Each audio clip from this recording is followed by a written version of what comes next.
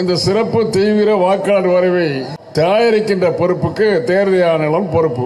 தேர்தல் ஆணையம் என்ன செய்திருக்கிறது என்றால், கடந்த 4ஆம் தேதி ஒரு அறிக்கை வெளியிட்டு, அந்த அறிக்கை மூலம் இந்த 4/11 முதல் 4/12 வரை ஏறத்தாழ ஒரு மாத காலம் இந்த தமிழகத்திலே 12 மாவட்டங்கள் 12 மாநிலங்களில் இருக்கின்ற அனைத்து பகுதிகளிலும் சிறப்பு கவனம் செலுத்தி வாக்காளர் சீர்திருத்த பணியை நாங்கள் செய்ய போகிறோம் என்று சொல்லி இன்றைக்கு சிறப்பு கவனம் செலுத்திய வகையில் பட்டியல்களை கொடுத்திருக்கிறார்கள். விண்ணப்ப படிவத்தை கொடுத்திருக்கிறார்கள். விண்ணப்ப படிவம் இதுவரை வழங்கப்பட்டிருக்க வேண்டும். இங்கே அண்ணன் முத்தரசு அவர்கள் கிண்டலாக சொன்னார்கள், உங்களுக்கு வந்திருக்கிறதா என்று வரல, அம்மா வாசகிக்கு வந்திருக்கிறதா வரல, தோழமை கட்சிகளுடைய தலைவர்களுக்கு வீட்டிற்கே வரவில்லை என்றால் மற்ற யாருக்கு சென்றிருக்கும் என்று கேள்வி. அதற்காக கிண்டலாக செய்தார். நான் கேட்கிறேன், 2 படிவங்கள் கொடுக்கப்பட வேண்டும். ஒவ்வொரு வீட்டிற்கும் ஒவ்வொரு வாக்காளருக்கும் 2 படிவங்கள் கொடுக்க வேண்டும். 2 படிவத்தில் ஒண்ணுதான் கொடுத்திருக்காங்க. கிராமத்தில் திருப்பி போய் கேட்டா திருப்பி 1 வழங்கப்படுகிறது. முதல்ல அப்படிப்பட்ட ஒழுங்கினமே நடைபெற்றிருக்கிறது கிராம பகுதியில். இப்படி பல இடங்களில் விண்ணப்ப படிவம் வழங்குவதிலேயே தவறு நடந்திருக்கிறது.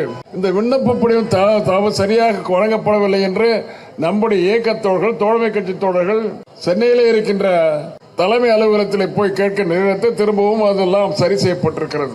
ஒரு மாத காலம் 12 மாதங்களில் நடைபெற இருக்க இந்த பணி, படிவங்களை வழங்கி அந்த படிவங்களை பூர்த்தி செய்து திரும்ப பெறுகின்ற அந்த பணி நடைபெறுகிறது சொன்னால், அந்த பணி முழுமையாக நடைபெற வேண்டுமானால் தேர்தல் ஆணையத்தை நம்பி பிரயோஜனமே கிடையாது. எல்லா தேர்தல் ஆணையத்தினுடைய ஒழுங்கினத்தை பற்றி அண்ணா பேசினாங்க, அம்மா பேசினாங்க, எல்லாம் உண்மைதான். இது நடைமுறையிலே இது நடந்து கொண்டுதான் இருக்கிறது. அது மாற்று, அதை கரெக்டிவ் மெஷர்ஸ் எடுக்க போறதில்லை.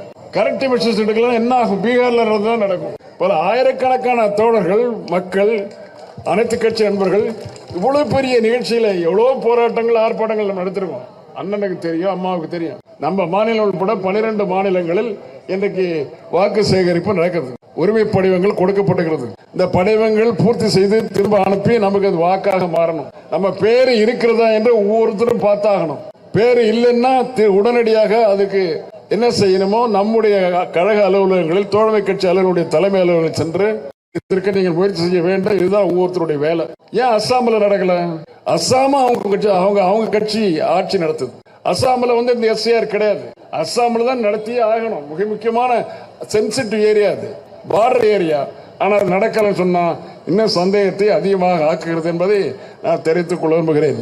அண்ணா சொன்னார், என்னமோ ஒரு பேராசிரியர் டெல்லியிலே ஓட்டு போட்டாரு, பீகார்லயே ஓட்டு போட்டாரு. இது என்ன பெரிய விஷயம்? ஒரு பேராசிரியர் 2 வாக்கு போட்டிருக்காரு. நான் என்ன சொல்றேன்னா, ஒரு மாடல் அழகி